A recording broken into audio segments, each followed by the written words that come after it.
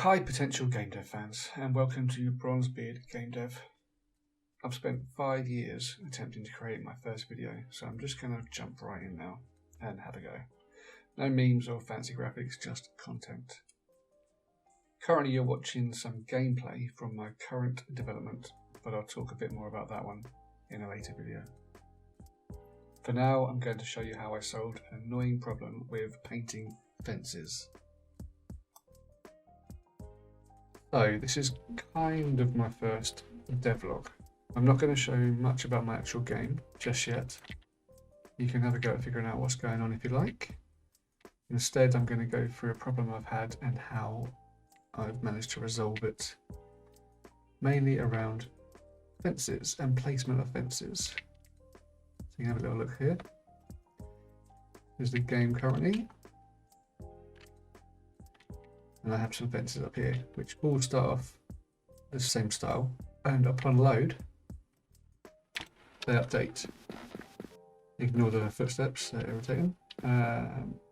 So they all update so that they're the right way around. But I do have a bit of an issue. So pick them up and then place them down. Sometimes they update, sometimes that one did something weird. You can just see this one hasn't updated properly. If I put it here, it looks okay. Here it looks okay.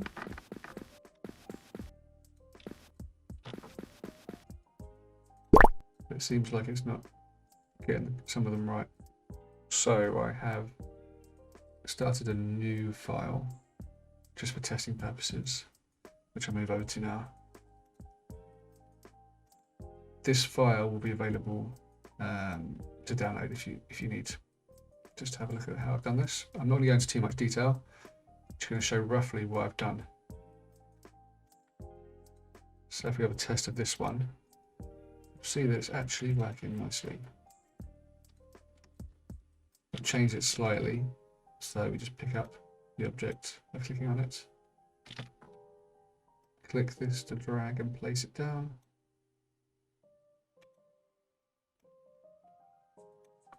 See they all update correctly.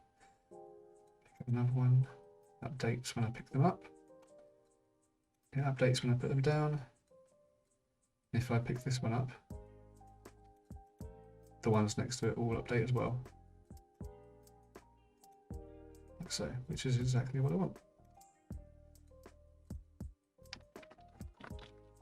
So I will be copying over this content to the actual game to get it to work properly, but I'll show you how I've managed to get it to work.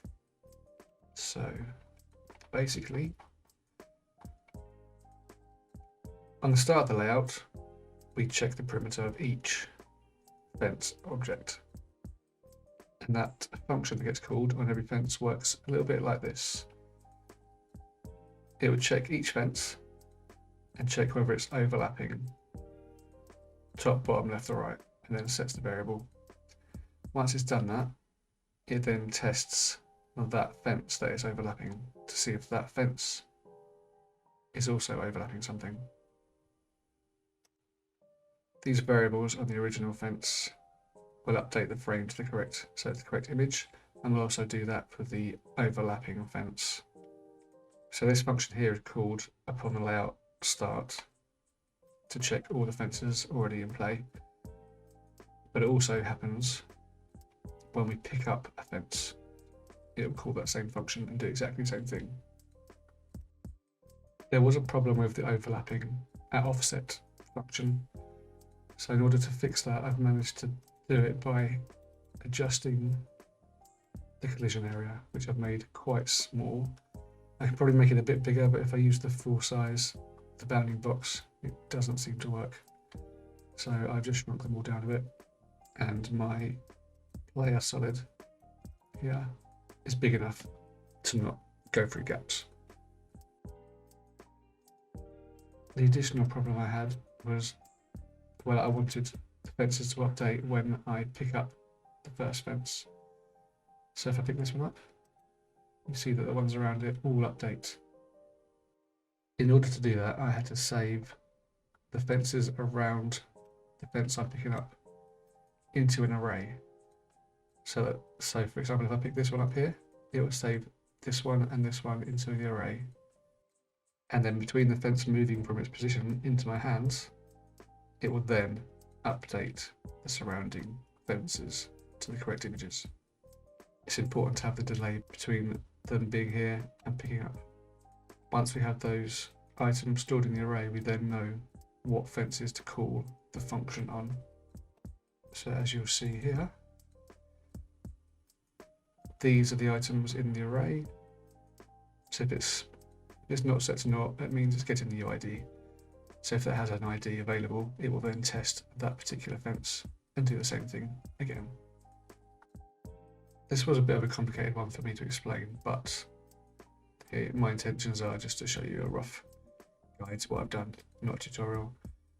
This file will be available for anybody to have a look at. It'll be commented. So if you do want to figure out and do the same thing, you can. That's it for now. Hopefully in my next vlog, I'll get to show you a bit more about the game. You can have a look and see what I'm actually trying to achieve. Bye bye.